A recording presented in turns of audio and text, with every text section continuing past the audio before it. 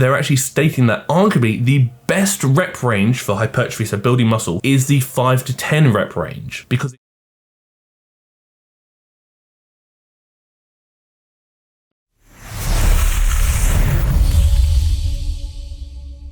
here we are again. No hats today, and I say that because I'm filming this video shortly after the release of the Chloe Ting video. A lot of people have actually requested the hats come back. I wasn't really sure what people wanted, but if you want them back, I will bring them back. Just give me a moment to order some, because all of the hats I did have last year, even the ones I didn't use, have now been donated to charity. So I'm hatless currently, although I can work on it if you want them. But today, it's actually probably not going to be a very long video, because considering the video we're looking at is nearly 14 minutes, not a lot of it is actually particularly applicable to what we want to discuss. And that's actually going to be Whitney Simmons and her gym girl morning routine and mic'd up glute workout. Mic'd up workouts are becoming very common at the moment. I'm kind of here for it. I actually quite like them, hence why I did one the other day. I will work on it. I know there's a lot of room for improvement, bit of anxiety, bit scared in the gym with a mic, but you know, I'll work on it, I'll make it better, and you'll enjoy it more, hopefully. What we're gonna do is, Whitney Simmons is someone I haven't really looked at for a long time, somebody I did look at a couple of years ago quite a lot, but someone who's always been really consistent and always been really prominent within the fitness industry. So we're gonna have a look at her mic'd up glute workout. I'm gonna give my thoughts and opinions on it, because this is very much for the sake of building muscle, because it's a glute demolishing leg workout, and I wanna see what's occurring, and also see if she's giving any advice we can talk about. So the start of this video is very much about her morning routine, where she talks about the products she uses and all those bits and bobs. As always, quick check in the description, see if anything's popped up. Okay, this is nice. We've got the workout. Interesting. We're gonna come back to that later. I'm gonna roast and toast your glutes, but like not too much, okay?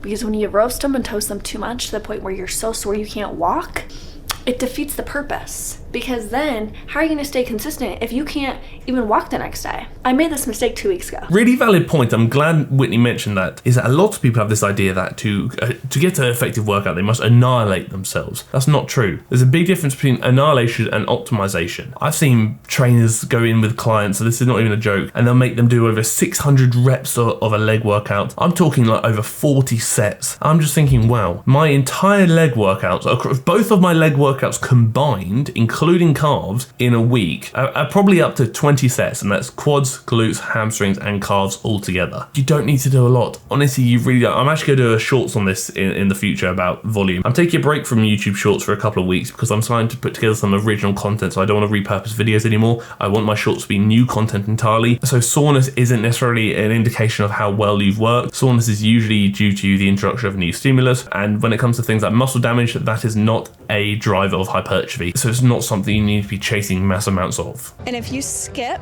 your warm-up, you're going straight to jail. You can walk yourself there. Also valid, I think people skip warm-ups, and that often results in injuries, that often results in things that you don't want to happening, and if you do so, that's just going to end up putting you out the gym for longer than you want to be out the gym. In reality, I've done this many times before. I've gone in, I've been in a rush, I've thought, you know what, I could skip my 5-minute warm-up and just get cracking with it, and then I've twinged or niggled something, and I've turned around and be like, you know what, I wish I didn't do that. For the sake of 5 minutes, I've now put myself out the gym for at least a week. You've got to warm up. You've got to make sure your body is primed and ready to go through the motions. So normal leg press would be right here.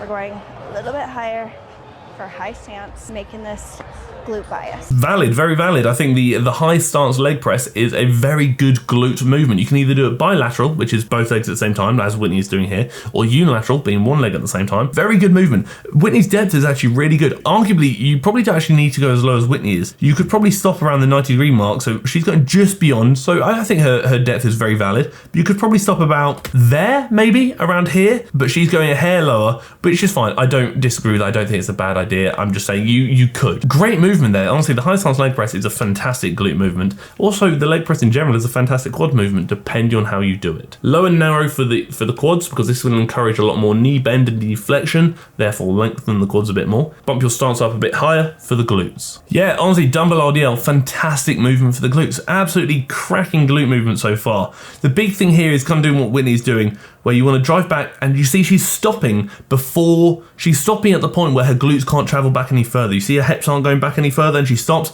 That's what you want to see. When you go lower than that, you're bringing your lower back a lot more, which is what I kind of not ideal. What are you trying to work? Are you trying to work your lower back, or are you trying to work your glutes? Cool gym. I like the red and the stuff. It looks very fancy, very snazzy. Yeah, good. A bit more of a bend in the knees, you see. Again, the knee bend is a bit inconsistent. We could remain a bit more consistent with it. Bloody heck, was that 100 pounds? Boy, that was bloody heavy. Well done from Whitney. Respect that. No straps. Madness. Honestly, you guys, this is the worst part about doing a dumbbell squat is getting the weight. Lifting the weight, not a big deal. Walking with the weight, please, I'm so embarrassed. Please don't look. Don't look. The thing with the dumbbell squat, personally, I think there are probably better alternatives out there.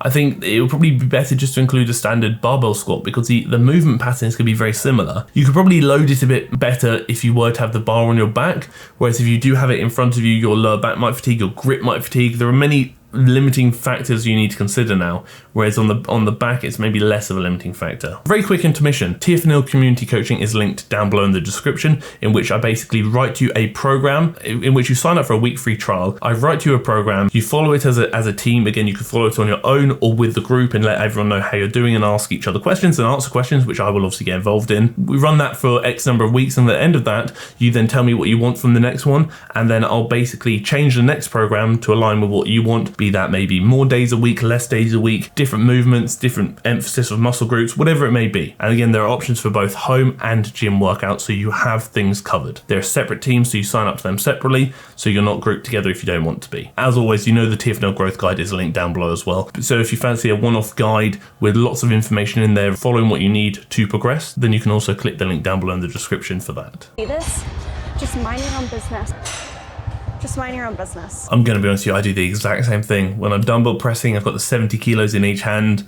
I say, you know what, I'm not walking this back. I put it on the floor and I roll them along the gym. People look at me saying, Harry, what are you doing? I'm saying, you know what, I'm being efficient. I'm saving, and not only am I just saving energy, I'm saving fatigue. Because if I pick up the dumbbells, I have to do one at a time. I'm not going to carry both because that's heavy and I'm tired. One at a time, my grip's fatiguing. How's that going to impact my following exercises? Oh, my lower back's fatiguing. How's that going to impact my following exercises? Mentally, I'm fatiguing. How's that going to impact the rest of my workout? So really, I back Whitney here, and we should normalize rolling dumbbells to the rack and rolling dumbbells through the gym. Provided no one is in the way and provided you're not putting anybody at risk, let's normalize rolling dumbbells back to their resting place. Lying leg curl, very good movement. Again, it's not going to be massively glute focused because again, the primary movement here is going to be knee flexion, so the hamstrings, specifically in their shortened position, as the majority tension is going to be up here when the heel hits the bottom. Keep that bum to the pad. She's doing quite well there. If you're struggling with that, you can always lift your chest up a bit and elevate that chest to help drive that bum to the pad a bit more, and also make sure that pad is touching your bum. She could actually probably push that pad a bit lower so it's a bit closer to the ankles or closer to the heels to then help with the range of motion as well. Life Fitness, a very good brand, I like that. Glute med kickback, fantastic. I'm actually glad I saw this in the description because again, a lot of influencers back in the day used to do standard kickbacks where they would just kick back. But the glute med kickback is where you're coming out at a bit of an angle, about 30 to 45 degrees. That's far more effective because you are then shifting emphasis to, like I said, the glute med, which is a muscle of the glutes, which is actually commonly overlooked and neglected in many cases. So I think Whitney's doing a really great job there. You could arguably keep a straighter leg, and if you're struggling with that because your foot is banging on the floor, what you could do is stand on a plate or stand on something so you're propping yourself up with your resting leg on some elevation to then help you keep a straighter leg on the working leg when you're kicking back at that angle. Good news and I have bad news. The bad news, we have another set. The good news, it's the final set,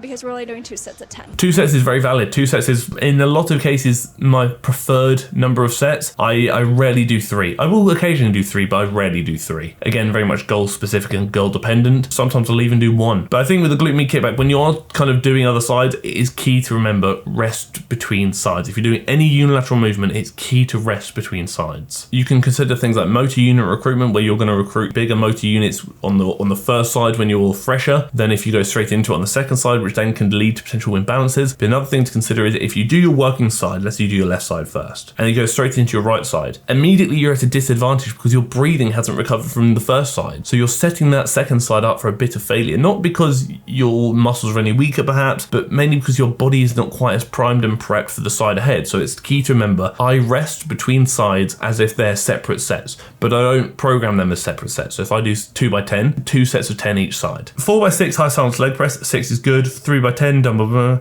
So One thing you'll note here, which is actually something I want to talk about, very low rep ranges, no more than 10 reps. And everyone's thinking, wow, Harry, why not more? I'm actually going to back it. First of all, the volume's a bit excessive for me personally. I would probably do anywhere from 1 to 2 sets, occasionally 3 on most things. But again, that's just preference. Let's talk about rep ranges now. When you're doing a working movement, like a working set perhaps, you have a maximum of 5 effective reps. So of your whole set, only 5 of those reps are going to yield growth. 0 RIR, 1, 2, 3, and 4 RIR. So as long as you're from 0 to 4 RIR, so reps in reserve, so from failure, you're going to achieve what we would consider to be adequate hypertrophy. The closer you get to failure, the more effective reps you have. Therefore, arguably, the better for hypertrophy that set will be. Whether you do 1 set of 5 to failure or 1 set of 30 to failure, you're still experiencing the same number of effective reps. So you're still getting those 5 effective reps on the 5 set and the 30 set. The only thing that has changed is you're doing more reps to get to the 5 effective reps in the 30 set, which could arguably actually increase the amount of fatigue you are accumulating because you're having to work more and do more to get to those 5 effective reps, whilst actually arguably achieving the same result. So the big thing at the moment is the big push towards lower rep ranges. They're actually stating that arguably the best rep range for hypertrophy, so building muscle, is the 5 to 10 rep range. Because again, you're getting the 5 effective reps provided your intensity is there, but you're not accumulating a lot of additional fatigue by doing 20 potentially unnecessary reps. So for a lot of my clients and a lot for myself as well, a lot of times, a lot of my programming is within the 5 to 10 rep range, but not all of it. So there are things to consider outside of that. I don't program everything in the 5 to 10 rep range because I think there are other things you've got to remember is such as joint loading. I'm probably not going to do a set of 5 on leg extensions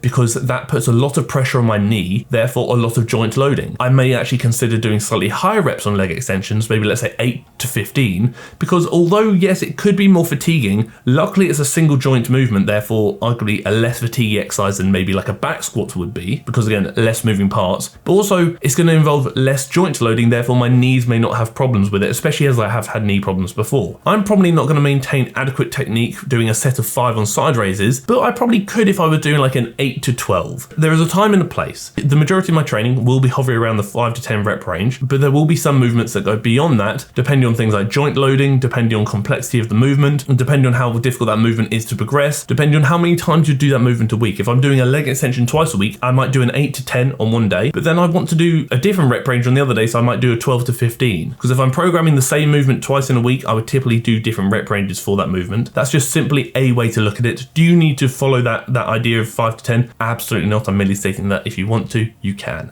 I thought it'd be quite nice to close with that monologue of rep ranges because this is something I've not actually touched on before, and hopefully it could help you rework your training if you want to. You've got to do what's best for you. Also, if you're injured, I'm probably not going to do 5 to 10. I may actually do, let's say, 20 to 30 because again, a lot less load exposure, but you're still getting stimulus through a lighter load, even if you're accumulating more fatigue, which could potentially help when you're coming back from injury or maybe even easy into training. As a whole, pretty good workout from Whitney. I'm impressed. I like that. Good stuff. Good stuff. But now we're going to crack on with comment question of the week. I love you have both gym and home workouts, referring to the group coaching and community coaching. I work out at home, so my question is it possible to get hypertrophy and build muscle at home with limited equipment? Absolutely. Provided you are doing more each week, so progressively overloading, and training with intensity, so training hard, aiming to get an extra rep, extra weight, whatever it may be each week, then you're probably on the right track to make gains. Just because you don't have loads of equipment doesn't mean you're not going to progress. That's really going to come down to intensity and doing more each week, like I said, progressive overload to then maintain mechanical tension. That is it. That is the video. Thank you for tolerating me. Thank you for tolerating my endless waffle and monologues, and thank you for tolerating the video.